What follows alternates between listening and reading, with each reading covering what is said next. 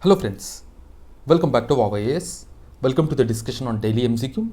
Today is 2nd of September 2021 and now we are going to discuss 5 current affair based MCQs. तो चलिए शुरू करते हैं. But first let us discuss the question that was asked yesterday, and yesterday's question was Rattle Hydro Power Project is located over which river? And yesterday it was Abzur Qureshi who gave the correct answer. The correct answer is Chenab River. The Rattle Hydro Power Project is being built over Chenab River. There is another famous hydropower project which is the Kishanganga Hydropower Project, and Kishanganga Hydropower Project is built over Kishanganga River, which is a tributary of Jhelum River.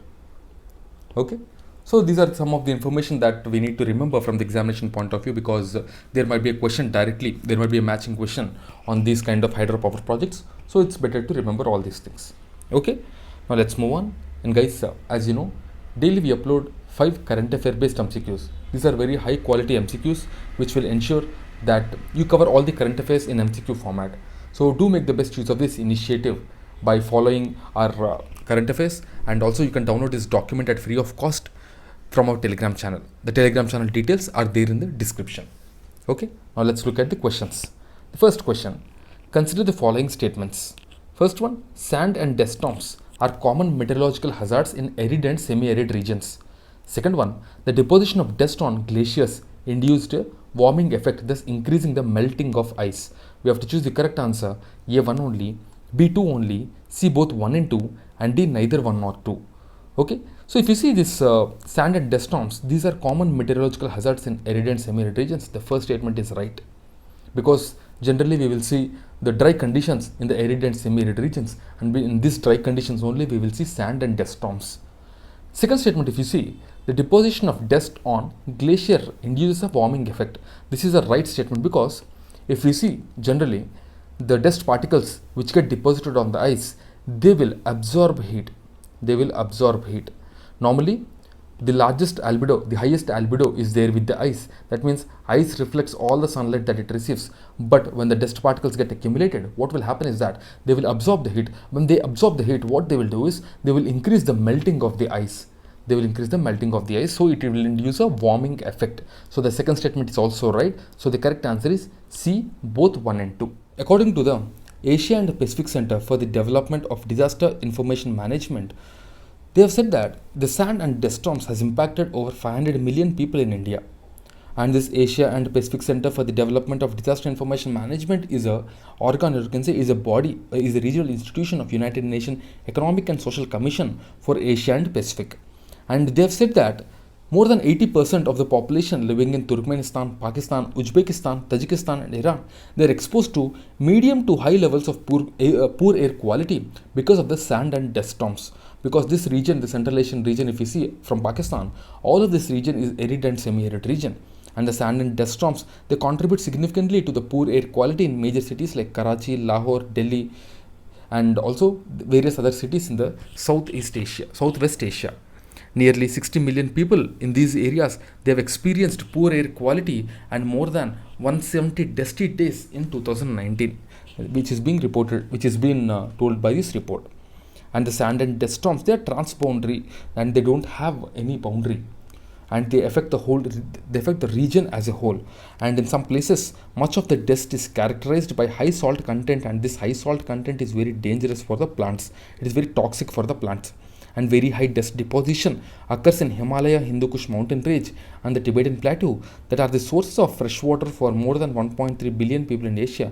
And the faster melting of ice because of these dust particles is going to increase the threat to food security, energy security, water security, agriculture, etc.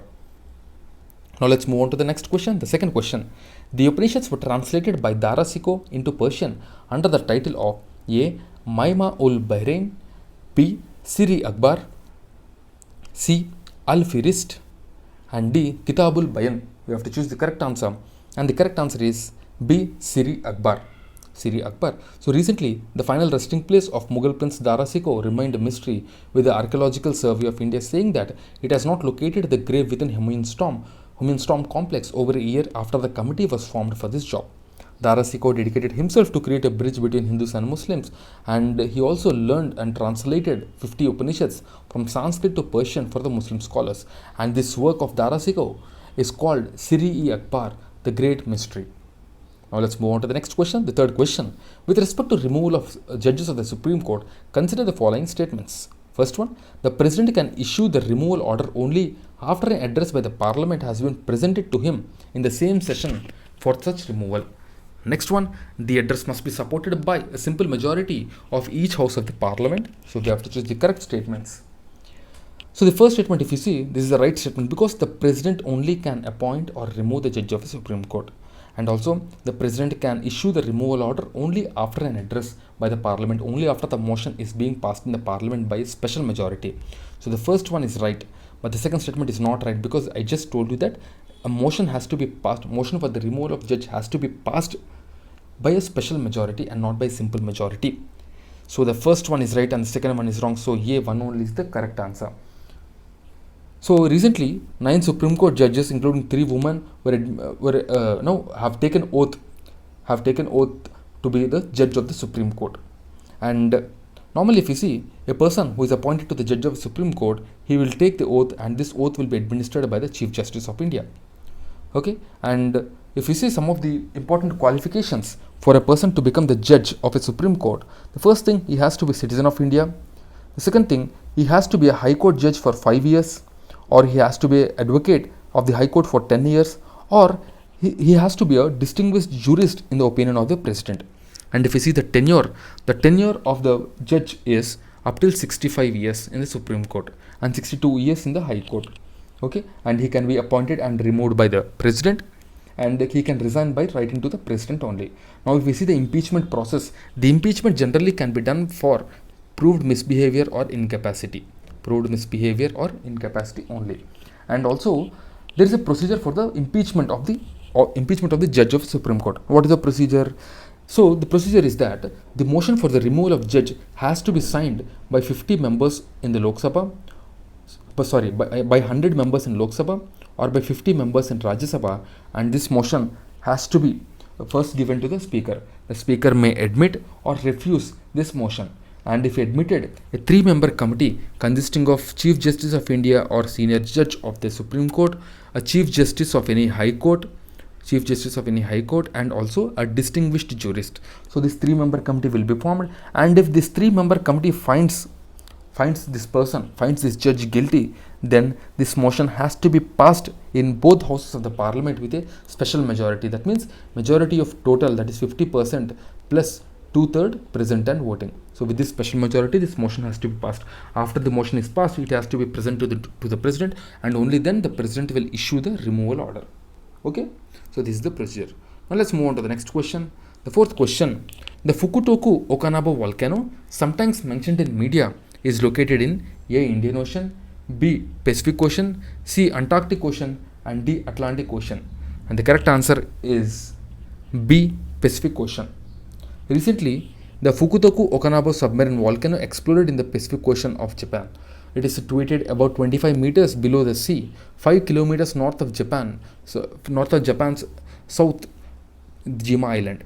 Okay, the plume reached a height of 16 kilometers above the surface, which poses a risk to the passage of planes and ships, and the plume went straight from being a submarine event to a eruption cloud reaching the lower boundary of the stratosphere, and this is not very common for this type of volcano.